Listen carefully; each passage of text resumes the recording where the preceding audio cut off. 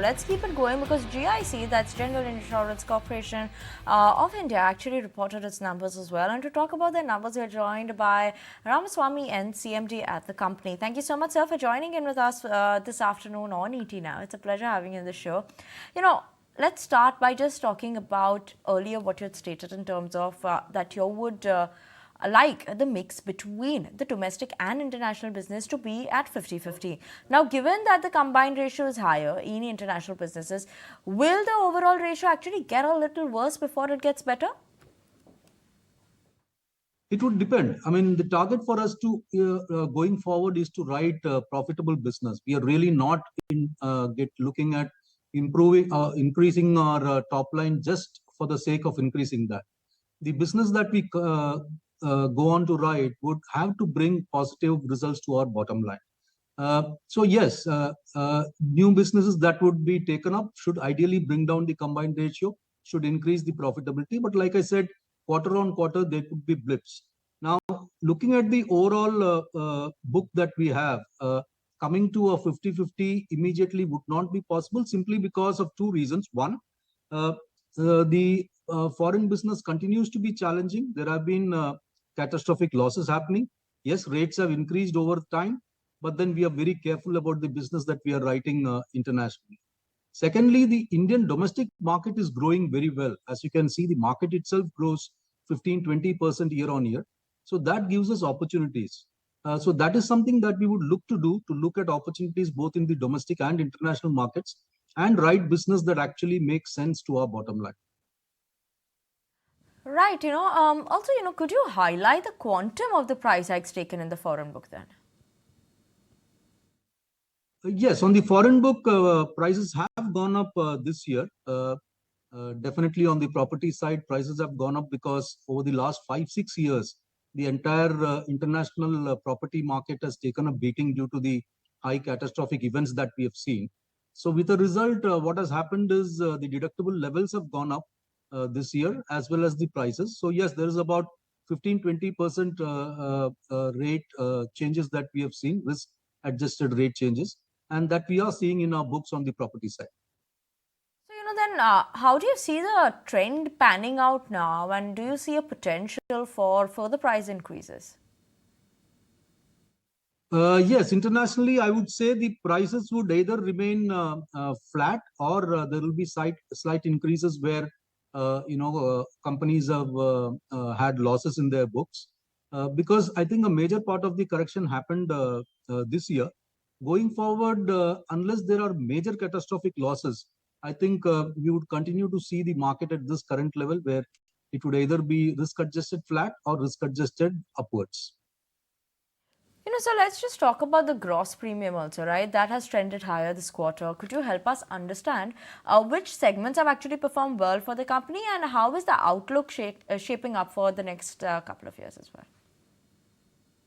So the growth has happened more on the foreign side rather than on the domestic side. So on the foreign side, like I said, on the property, we have seen risk-adjusted rate changes that is reflecting on our books. Secondly, our motor and marine portfolios have gone up in foreign. This is more the adjustment of a contract that we used to write in the US, which we have now come out of. But then the final adjustments have happened there. So that is where the growth is looking. Currently, there is a bit of a dip on the domestic side. That is simply because of the way estimation is done for the business, because IRDA has changed the way we should be estimating the business. So there is a dip compared to the previous years. But by the time we reach the end of the year, I think we will more or less make that up and we could see some growth there as well. So the way we look at it, there could be a slight growth in our books for this year. And going forward, we would, like I said, look for growing a profitable set of business, both internationally and domestically. Just to follow up on that, then what are the targets that you have outlined for yourself this year? So for the current year, it is minimal. It will be more of around 3-4%. Simply because what happens is whatever changes we do, whatever increases we do, it takes typically anywhere between 18 months to 24 months to show on our books. Because being a reinsurer, we are sitting that much behind the insurance companies. So whatever we do on, say, a 1st Jan renewal or a 1st April renewal would get reflected about 18 to 24 months in our books. So the corrections that we've done this year and what we propose to do going forward, the results will come maybe, another 18 months down the line. So this year it is, we expect a very minimal growth of 4 to 5%. Going forward from next year, we could see better growth, assuming that the market continues to price itself better and we are able to spot opportunities there. Also, could you help us understand a bit more in terms of what is leading to the sharp rise in the agri gross written premium then?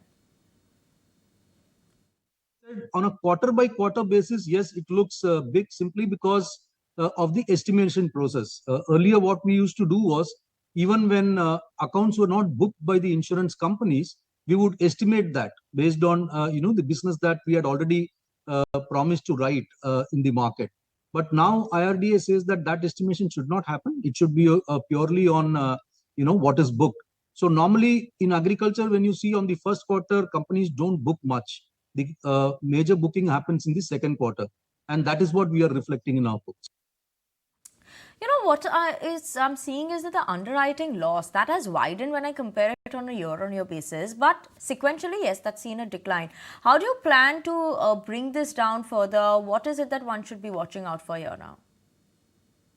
So the underwriting losses have gone up this year, gone up this quarter. That is simply because of a couple of things. One is our earned premium had come down by around 1,000 crores, and our there was a one-off exchange item which was more last year, exchange profit. Now this is just a book item; it is not an actual profit or loss. So these are the two things which have kind of combined to increase the underwriting loss. But overall, if you see, our combined is more or less in the same range as last year. So our target would be to bring down the combined further, like we did last year as well. So quarter on quarter, the idea is to bring down the combined ratios. And we are confident about that because, in India, the monsoon is over, which is where some of the catastrophic losses can come in. And secondly, even internationally, most of the cat season, both in Europe and US, are at the end. So we are confident that we should be able to do better. There will be one-off losses, for instance, the Sikkim losses that have hit the Indian market. We've already provided for that. So, in fact, if you look at it from our combined, there is actually a buffer there for the Sikkim losses that we've already provided, even though it actually happened in October. Lastly, there was a buzz that was there that the government has planned to offload around 10% each in GIC by August 2024 via an OFS route. Now, could you confirm this or deny this? Is that happening? Could you just help us understand that? Told us anything. What we know is the same as you, what we have learned from the open market domain. We'll, of course, whatever the government wants us to do on that front, we'll continue to do. If we are to meet analysts and investors, we'll continue to do that. We believe we are in a good space now. Over the last 2-3 years, we have consolidated our books well, and that is showing results. The operating profits and the net profits last year were extremely good. We hope to continue doing that year on year, quarter on quarter. So whenever the government wishes to offload the shares, we'll be more than ready with it. Okay, sir. Thank you so much for joining in with us this afternoon on ED Now, giving us an understanding in terms of the numbers of the company. Thank you so much, Mr. Ramaswamy, for joining in with us. That was